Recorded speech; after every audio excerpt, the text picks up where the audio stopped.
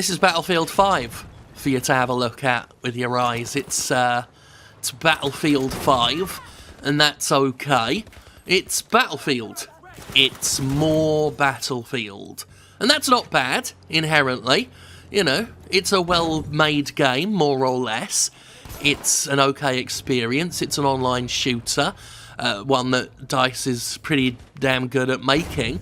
And that's okay. It's Battlefield. It's more Battlefield, you know. And this one's in World War II. The last one was in World War I. I really liked that one. I liked the weapons in that one.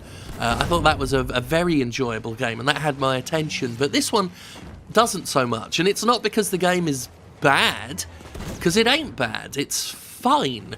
I just don't know if maybe the way they've done the weapons and the setting just isn't for me. But I think what is more true is, you know, this is also the year where I just decided to skip Call of Duty completely, because I'm sort of over them now, officially. There have been so many online shooters, online wartime shooters between your Call of Duties and your Battlefields and your Call of Duties, which I already said. I meant to say Medal of Honors. Between all of that, I really am done with them. And this is just more of that. And like I say, it's not bad. It's just, you know, if you've played Battlefield 1 to any extent, this is pretty much totally more of the same. All of these games now, and not just online shooters, but a lot of these heavily annualised games, have all reached a baseline of quality where one isn't inherently worse than another. They're all just fine. It's like superhero movies. It's how I described Assassin's Creed Odyssey. They're like superhero movies now, in that there's loads of them, and they're all pretty much fine. And you can pick out of a hat any one of these games and almost certainly have a decent time with it. And that's where I'm at with this. You know, it's got a single player. I showed you a bit of the multiplayer. I won't subject you to my sub-mediocre multiplayer playing. Some of these games I get pretty decent at, and some of them I just, when I don't have the interest in them, you don't need to see me suck. So you got your story mode, and as with your previous Battlefield, they're vignettes. It's not one long, consistent story. There are different chapters about different characters with their own separate adventure during the war. This is a resistance fighter stealthing around in Europe. And, yeah, all right, they're okay as well.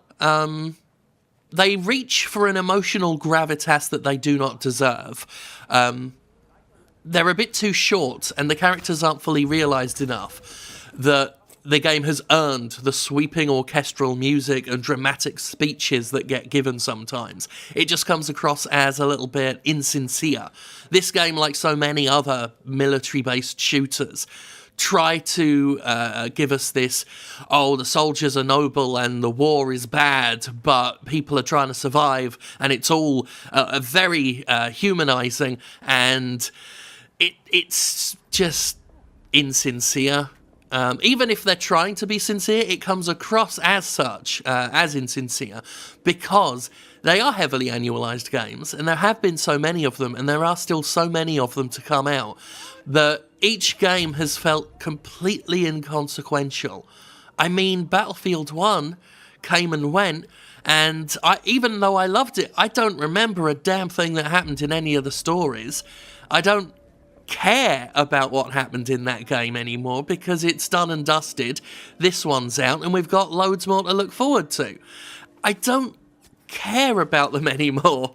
Anything they do is temporary. It's transitory. It's just plodding along until the next one. Now, this feeling of fatigue is not the fault of any one individual game, but it is the fault of the series overall.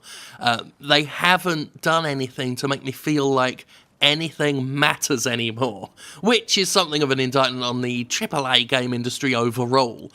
Very few games that come out from these major publishers feel like they matter much these days, but that's a different topic for another time. Suffice to say, Battlefield 5 it'll give you a decent shooting time, you know, just like many of the others have. And it is relatively decent quality. I said near the beginning of the video that it's more or less well made. It's stable, it runs well enough. Graphically, even though it's typical DICE and therefore looks fairly gorgeous, there are a lot of graphical errors that take you out of the game. Corpses floating in the air, I did manage to get some footage of that, if we can throw that up, Craig. So corpses floating in the air, some of the crawling, we're seeing crawling here, and if you crawl down a hill on just the right incline, it'll just feel like you're floating, like you're levitating through the sky, which is fun. I've had corpses pop in, just appear in midair and fall down to the ground. Things appearing and disappearing. That can be textures and environmental details, and enemies as well sometimes. There have been moments where the camera has gone through the character's body. Just all sorts of... And they're very regular clipping issues and pop-in issues and all sorts of other weird graphical situations that just take you out of the experience. I haven't encountered anything in terms of, breaking the game. The game itself runs just fine. It's almost all visual where I've had issues. Aside from maybe some of the melee, sometimes that when you're stealthing a character, it doesn't quite register. And you might end up stabbing a Nazi in the arsehole, like directly in the arsehole as well if they're sat down, instead of getting them in an actual melee stealth attack, which isn't, again, not a major issue because you can just then quickly stealth them and it's fine. There's nothing inherently wrong with stabbing a Nazi in the arse. Some would say that is the ideal right there. Best place for it, for stabbing a Nazi if you're going to go anywhere. Go for the arse. I think that is what they teach you in military school, isn't it? I don't know, I'm not a soldier. Not a soldier. I had a baby brother, and he was perfect.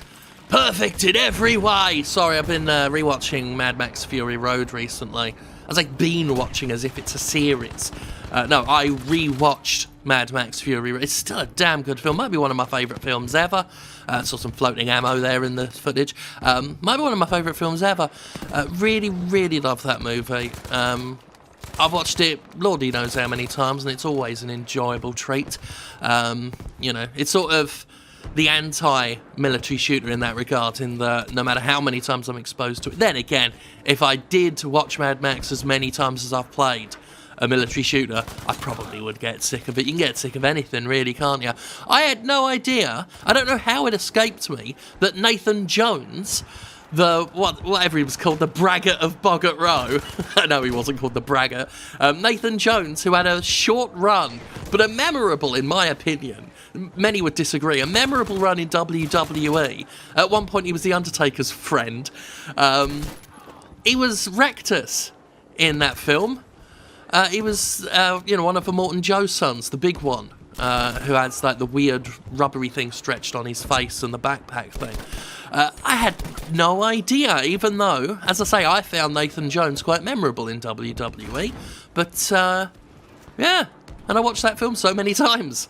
And then I just saw it, because I paused it on Amazon, and then it shows you the actors, and it said Nathan Jones. I was like, oh my god. So that's a conversation. It's not a conversation because it's just me talking and you're listening, and we're not having a dialogue here. It's a monologue, which isn't what conversing generally is, although some people do seem to think it is, myself included, if you listen to podcasts that I do. So this is, what is this, Battlefield 5? Yeah, this is Battlefield 5. And this is all exciting. Like, this is, a war situation with the French forces going against the Nazis there. There's lots of explosions and people shouting and dying and shooting and all of the stuff you see in a war. And, voiceovers telling us about, stuff. But it's just not grabbing me. It walks and looks and sounds and talks like something that matters, but it doesn't, because it's more Battlefield, and it's fine. And I'm not saying it's a bad game at all, and on an individual basis, sure. If this is the first Battlefield you've ever played, play it if you want to. Don't if you don't want to. You'll be wasting your time. Don't waste your time doing things you don't want to do. But if it was your very first one, that's fine. But we can't really, we can't digest games in a bubble because it has to be taken as part of what you've already played. You can't divorce it from your prior experience with the series. And my prior experience with the series has made me just a bit, and with the genre as a whole, has rendered me a bit immune to what they try and do to get you to care. Because I don't. It's Battlefield 5. It's acceptable. And I don't really care. But it's fine.